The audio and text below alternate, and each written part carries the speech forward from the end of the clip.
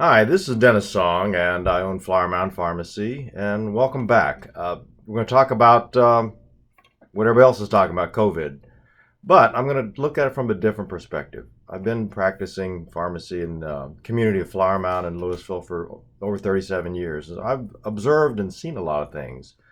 Uh, we have a wellness prevention-based pharmacy, Flower Mound Pharmacy and Herbal Alternatives. And for those in the community that know us, they know that we practice what we tell everybody, and that's prevention.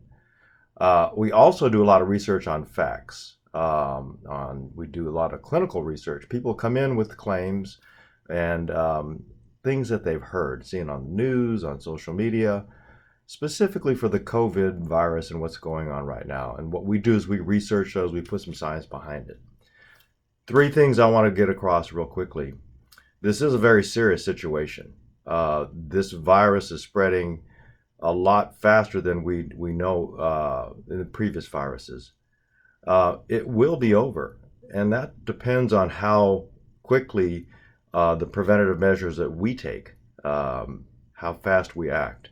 And the last thing is we need to learn lessons, not just for right now, but to help this community and our health from going forward, practicing these preventative measures. First thing, let's recap real quickly. What do we know about the COVID virus? Well, as I mentioned in the previous video, this is a coronavirus. Coronaviruses have been around for a long time. Rhinovirus, rotavirus. When you go to the doctor, they say, oh, you have a viral infection. And there's nothing we can do. There's no treatment. It's not good to take an antibiotic because it's not a bacteria. Well, now we're identifying what viruses are and how we can address that. This specifically is called CoV-2 SARS, which is the same thing as COVID.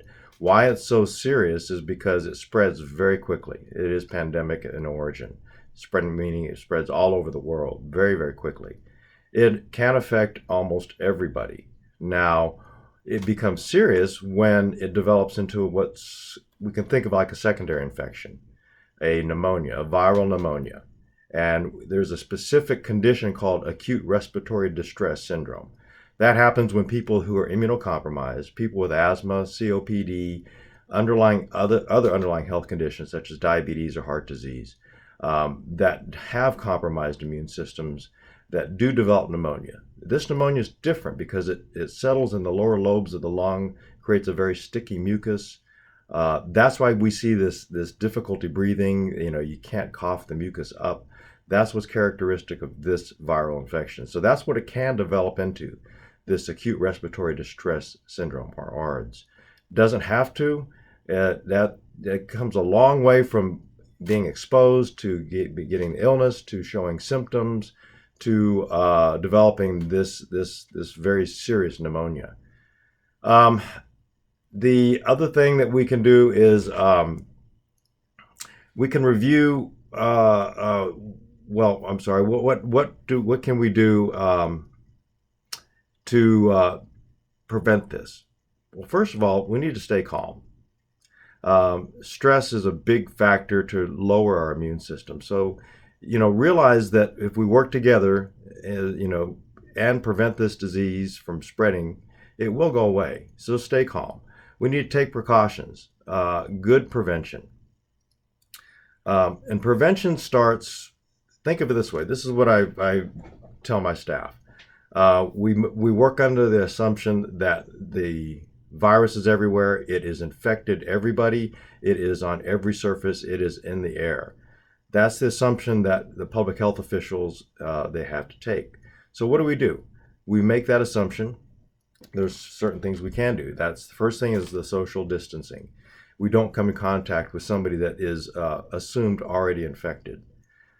The next thing we do is if we do come in contact with them and they do touch something, that can remain on the surface. Now, I'm not going to get into numbers or hours, how long it lasts, because there are studies that show differing hours to days how long this virus can last. Let's just assume that it is contaminated on the surface that you touch.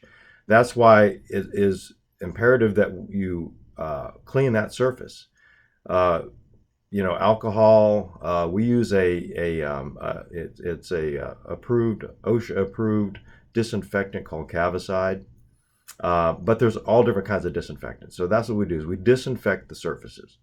So let's say that we do touch that surface and it does come in contact with our hands. The best thing we can do is wash our hands. Wash our hands for 20 seconds.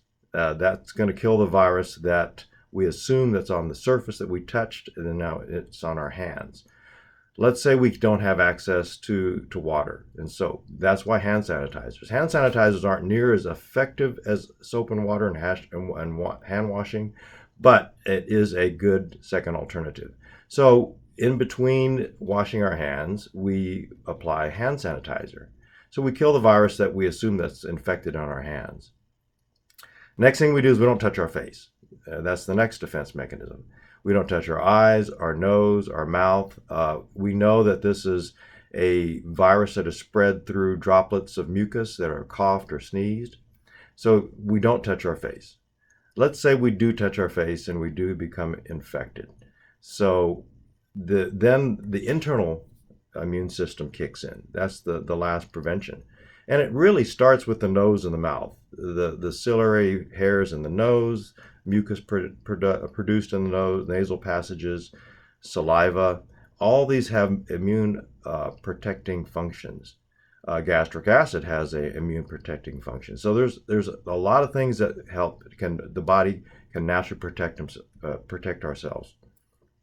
So that's why Mom was right. Eat your fruits and vegetables. Eat 5 different colors of fruits and vegetables. Each color has a different type of vitamin or nutrient. And when those colors are gone, the nutrients are gone. So if you can't take enough, say, vitamin C or vitamin D, those are the 2 big ones that I like to recommend. Or maybe a probiotic. Again, the gut is a part of the natural immune system. Then take your vitamins. Take your supplements. Take good therapeutic supplements. And we can help you with that. We need to keep our immune system healthy, and this is how we do it. We eat right, we get enough rest, we get enough sleep, and then we have a proper diet, and above and beyond that, we take our vitamins. The last thing I want to leave you with is that the best thing we could do is help each other, help those that are in need. There's a motto that in my Rotary we live by, and it's service above self. We need to take care of ourselves, yes, and be healthy, but we need to think of those who are less fortunate. So I'm going to leave you with the 3 things I started with. This is a very serious infection.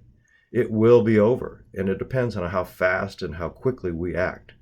And the last thing is, once this does pass, we need to learn that when it does, another virus, bacteria, another disease spreads, we know the preventative measures. Thanks for listening, and be well. Thank you.